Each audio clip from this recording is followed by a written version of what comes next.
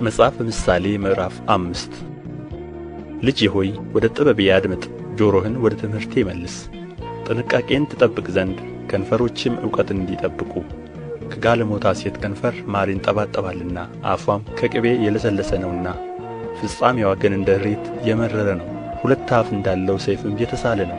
እግሮችዋ ወደ ሞት ይወርዳሉ፣ አረማመድዋም ወደ ሲኦል ነው። የቀና የሕይወትን መንገድ አታገኝም፣ በአካሄዷ የተቅበዘበዘች ናት፣ የሚታወቅም አይደለም። አሁንም ልጆቼ ሆይ ስሙኝ፣ ከአፌም ቃል አትራቁ። መንገድህን ከእርሷ አርቅ፣ ወደ ቤትዋም ደጅ አትቅረብ። ክብርህ ለሌላ እንዳትሰጥ፣ ዕድሜህም ለጨካኝ።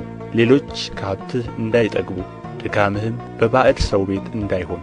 በመጨረሻም ሥጋህና ሰውነትህ በጠፋ ጊዜ ታለቅሳለህ ትላለህም፣ እንዴት ትምህርትን ጠላሁ፣ ልቤም ዘለፋን ናቀ።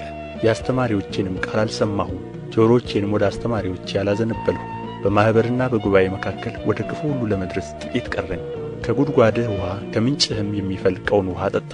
ምንጮችህ ወደ ሜዳ ወንዞችህ ወደ አደባባይ ይፈሳሉን? ለአንተ ብቻ አይሁኑ፣ ከአንተ ጋር ላሉ እንግዶችም አይሁኑ። ምንጭህ ቡሩክ ይሁን፣ ከጕብዝናህም ሚስት ጋር ደስ ይበልህ። እንደ ተወደደች ዋላ እንደ ተዋበችም ሚዳቋ ጡትዋ ሁል ጊዜ ታርካ፣ በፍቅርዋም ሁል ጊዜ ጥገብ። ልጄ ሆይ ስለ ምን ጋለሞታ ሴት ትወድዳለህ? የሌላይቱንስ ብብት ለምን ታቅፋለህ?